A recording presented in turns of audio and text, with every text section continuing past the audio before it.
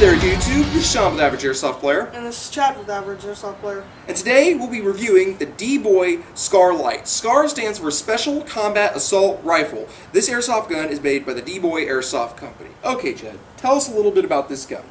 Well, the DBOY SCAR is full metal, which stands for whatever should be metal is metal.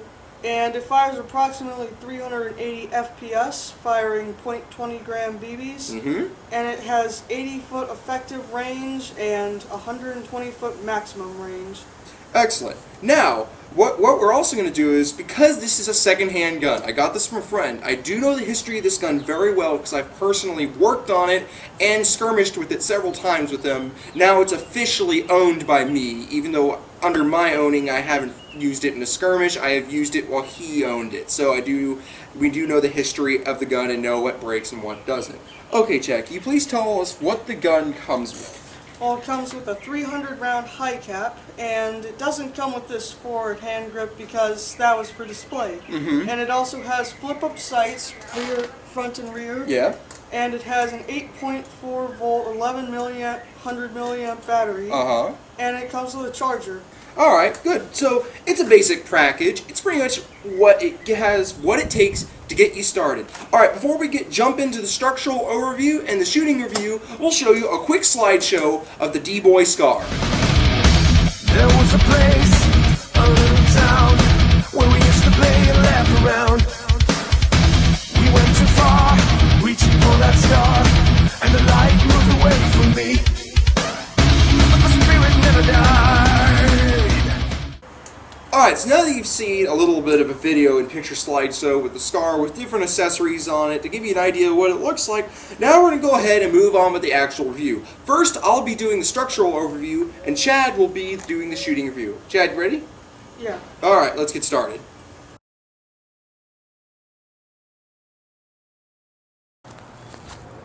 Alright, so now onto the structural overview of the DBOY SCAR. Now, first of all, we'll go ahead and talk about internals just for a brief time period. I'm not sure who necessarily makes the gun. I'm assuming DBOY is the one that manufactures it, but I'm pretty sure a few companies label these guns, such as UK Arms. Inside of the magazine well here, you will clearly see a sticker that says UK Arms on the gearbox shell. Either way, I don't think it subtracts anything from quality. It's just branding, because this gun probably goes to a couple other people and gets branded. But the gearbox appears to be about the same qualities at Echo 1 or a JG. Plastic piston, like all standard airsoft guns. So the internal quality seems to be fine. I have taken this gun apart myself. Now, the external build, this is a full metal airsoft gun.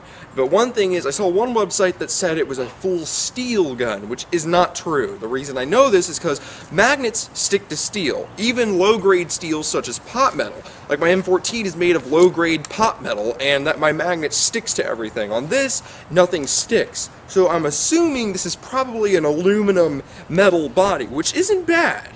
I actually think this is a better metal than the M14's metal. It's a lot less brittle, and it even has, when I took it apart, the metal receiver squishes a little bit if you squeeze it, which pot metal, if you tried that, it would just snap. It has no squeeze. Pot metal is incredibly brittle, while aluminum is a little flexible, so I do like this. So I'm assuming it's an aluminum body, and all the other parts are aluminum, since my magnet will not stick to anything but a few screws. But alright, now to the detailed structural overview. We'll work our way from the stock to the end of the muzzle. Alright, first of all, back here, a plastic butt pad, not really a pad, more just a curved piece to go up against your shoulder. It's not very comfortable. You probably get a rubber piece, but comfort really didn't bother me. But there's like a pin that runs through here. If you move, let me swing it around. This pin, I do believe the butt plate will come off. The club of the stock here is plastic. Now, it's not made of a very strong plastic, but it's not that cheap flea market plastic. At least it's something. Now, it does have 3 positions. I'm moving closer so you can see. Right here is the stock adjustment button. You push that in, and there's 4 positions. Fully extended, 1 in 1, 2, 3. I'm sorry, the 4th one was the fully extended position, or fully collapsed, depending on which way you put it. I personally prefer the fully extended position. Now moving up, as I said, this isn't a very strong plastic. My friend, who I know the history of this gun very well because I've messed with it from the day he got it till the day he sold it to me. Right here, as you can see, I'll bring it in real close. The magazine, the stock catch right here, because this is a side folding stock. This broke here, the hinge broke, so it will not stay latched in the extended position. So what I did was I just drilled some holes and put some zip ties temporarily to keep it in the extended position. But while it did work, since I did mess with it when it did work, what you would do is you'd push that button, fold the stock to the side, and it would latch under this piece here. Now up here is an adjustable cheek rest. You can be up a notch or down a notch. And when you lift it up completely, this is where your battery compartment is. It easily fits the stock 8.4 volt battery that comes with it. You are able to fit in a 9.6, but the thing is, it's incredibly difficult to get in there. Pretty much what you're going to have to do is put it in there and just leave it in there and just charge the battery while it's inside the gun. It's incredibly difficult. And also it does have a small Tamiami connector. I think I pronounced that right. Oh yeah, and just as a little fact, the stock latch button and tab are metal. This button here is metal. I'll go ahead and put the cheek rest up one. I like it there. Back up again. The hinge on the other side, the pivot anyways, that's plastic with a metal pin running through it. It's a lot of material, so I'm pretty sure that's strong. Now moving to the lower receiver. On the bottom is a metal adjustment plate, the plate for the motor. Then there's a screw where you adjust the motor. It's pretty much how the motor meshes with the gearbox. Forgot the proper term for that. The grip is an M16 and M4 style grip that is interchangeable with M16s and M4s. Moving up, plastic lower receiver made of not like an ABS plastic. I'm not exactly sure what it is. It's nicer than ABS since ABS is really brittle. This squishes much better quality than that. Even though back here on the stock hinge it wasn't a good material, but the rest of it's fine. Metal trigger.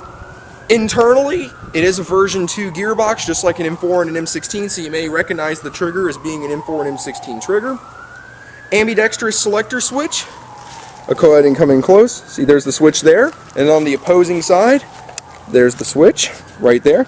I'll go ahead and move it. That's in the safe position, semi-automatic position, and fully automatic position.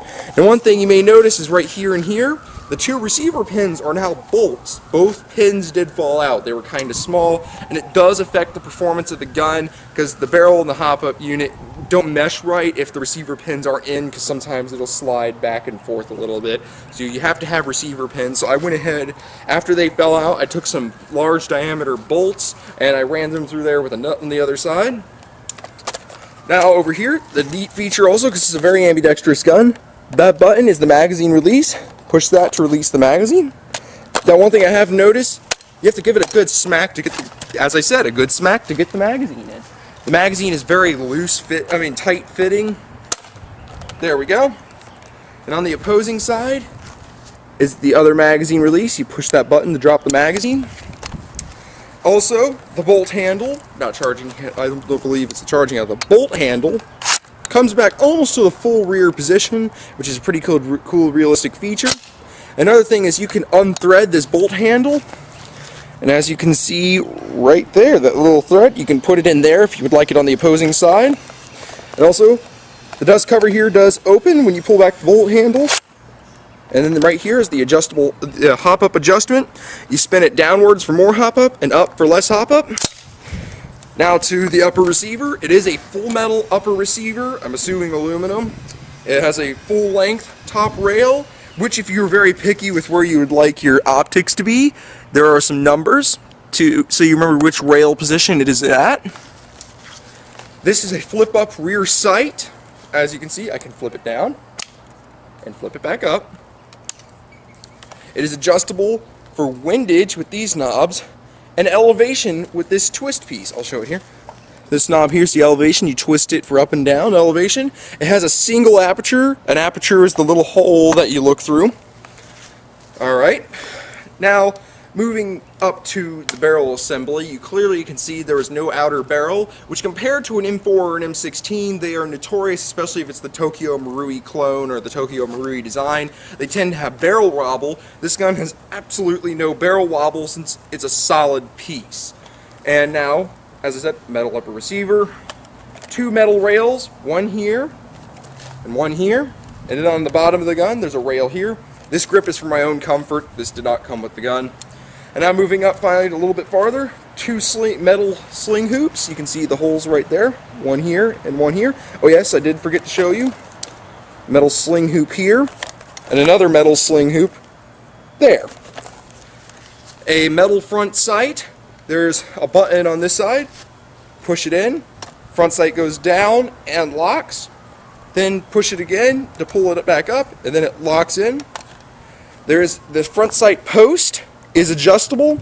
Right at the top there, there's a hole. You stick your tool in that comes with the gun to extend the post and retract the post. Also, metal glass block, metal gas tube, the gas tube adjustment knob right here. That doesn't serve any purpose on the airsoft gun, just more for authenticity. The little bit of outer barrel that actually you can see, and then a metal flash hider. It does come orange, but my friend decided to paint it. One thing, just note on that, you can paint your orange tips, so just make sure you have some sort of orange cap you can't stick on it when necessary. But alright, that concludes it for the DBOY SCAR structural overview. Now we'll be moving on to the shooting review with Chad. We went too far, reaching for that star, and the light. Alright, now on to the shooting review. First of all, we need our BBs. So, press this here, and we got an ambidextrous magazine release, so we can press either way.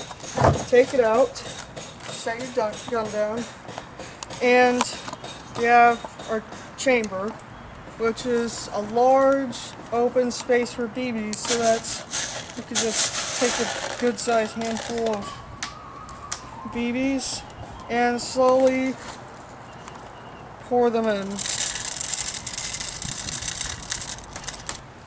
Alright, now as we got the BBs in, we close the trapdoor and we wind the magazine 60 times. There's a little winding wheel that as we wind it, BBs will feed into the main firing The feed tube. tube. Alright, now after we got our magazine loaded, now we gotta put our battery in. So we press this button right here and open the cheek rest. And as you can see, there's an open space here where you put the battery. And we drop our battery in here and connect these two wires together. Alright, now we'll test it once by putting it on semi and firing it at the dirt. Alright, now we know the gun works. So now we'll take our magazine and place it inside the gun. Now we're ready to fire. First of all, to test that it still fires BBs, aim it at the dirt, shoot once, it works. Alright. Alright, now we got our BBs and our battery, so we're ready to fire. First of all, I'll be sitting here comfortably with my trash can, iPod, and my booster seat. Yes, I'm short. Right, first of all, we'll be doing a rate of fire test. First of all, semi-automatic. Now, fully automatic.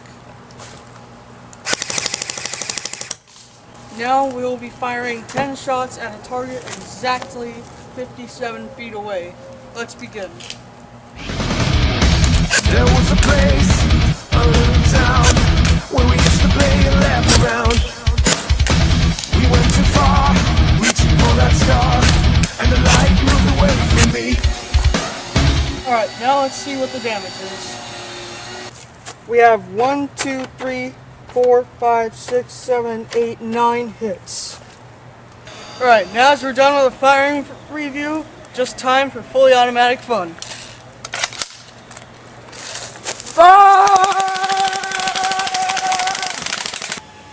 Alright, so now we've completed the shooting review. Chad, what'd you think of that?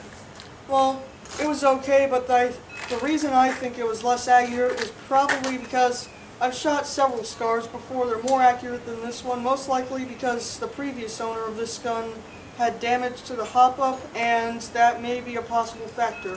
Yeah, that is true, because when we did get this gun from our friend, the hop-up was broken, and I had to fix it. It wasn't like cracked, but there was just some stuff misaligned. The guy didn't treat his guns very well, never lubricated it. Possibly that hop-up bucking can be worn out, because this gun is about 1.5 years old since it was purchased in early 2009, and now we got it. We know the guy, he skirmished it a fair amount. So I think it's more accurate brand new, because buckings do wear out, plus the hop-up damage it had. But BB-wise, Chad, do you think .20 grams are the best for this? Yes, .20 gram BBs are the best for AEGs because .12 gram BBs are for cheap springers you buy at the flea market or just spring guns in general, like that spring pistol we did. While .25 gram BBs are for sniper rifles and more accurate guns. Okay, so you're going with .20s because it's a decent feet per second, but a reasonable accuracy too? Yes. Okay then.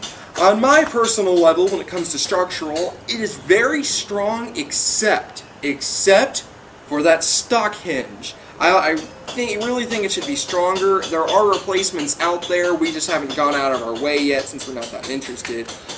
Shooting features. Actually, Chad, do you like all the features? Ambidextrous selector switch, the ambidextrous bolt handle, the cheek rest, the stock. That's pretty cool, isn't it? Yes.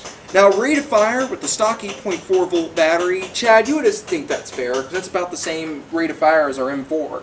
Yes.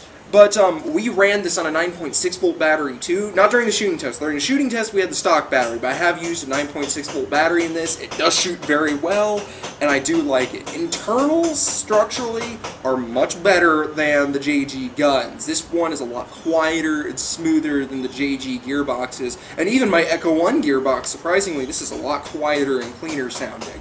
But alright, Chad, if for shooting, in its working condition, not the accuracy you had, since that was a little less accurate than it should have been. Do you think for $160 it's worth it shooting-wise? Yes. Okay, well, I will have to say, I think it's worth it shooting-wise. I'm personally not a fan of the SCAR, but for you guys that like SCARs, I think this is a fair price. And also, structurally, disregarding that hinge, for $160, you can't get almost any full metal airsoft guns for $160. That's a pretty fair price. I have seen it in other places go for $180, but that depends on how much you really like this gun. Personally, I'm not a fan. I just got it because I got a good deal, but for full metal airsoft gun under $180, I would say that's a fair price. But alright, does that conclude the shooting review? Yes. Okay, and the structural, and concludes the review of this gun. Alright guys, remember, Average Airsoft Player Television now has a Facebook group, so down in the description below, you can see our Facebook group. And oh yes, one more thing about this gun. I did review the DBOY magazines. Also, there's a link below for the review of the DBOY magazines. It's a pretty awesome in-depth video. Check that out. And also, because I've hit my 300 subscriber mark, yay! Cheer with me, yay! I will be doing a raffle. It's nothing crazy or out there, but I haven't quite figured out what I'm going to make it for, but I'm going to raffle off a spring pistol to anyone who lives within the continental United States. But alright, this is Sean with Average Airsoft Player. And this is Chad with Average Airsoft Player. And thank you for watching.